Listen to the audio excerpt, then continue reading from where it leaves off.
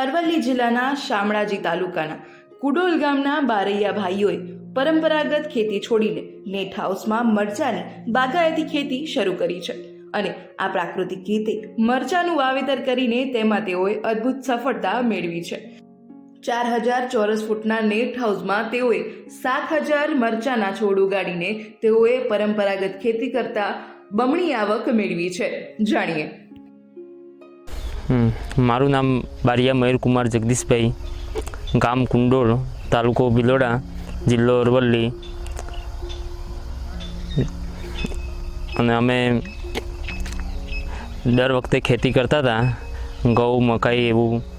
આ વર્ષેથી અમે નવું વિચાર્યું ને આ બધું ઘઉં, મકાઈ કરતાં મરચાંની ખેતી કરી અમે ને આ કાજલ નામની વેરાયટીનું વાવેતર કરેલું। 7000 છોડનું વાવેતર કરેલું છે ટોટલ ને 15-20 માણસોની રોજગારી મળે અને આવે છે માણસો ને એમની રોજગારી મળે ને સારું છે બધું અત્યારે હાલમાં। આ નેટ હાઉસ ટોટલ 4000 ચોરસ મીટરમાં કરેલું છે ને એમાં અમે ટોટલ 7000 છોડ વાવેલા છે ને બાગાયતી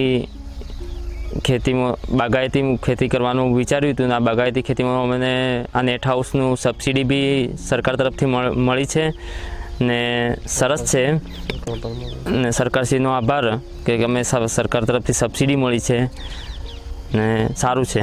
આભાર। મારું નામ બારિયા નિર્મલકુમાર જગદીશભાઈ છે, ગામ કુંડોલ। અમે 2 વીઘામાં મરચાંની ખેતી કરી છે, બરાબર।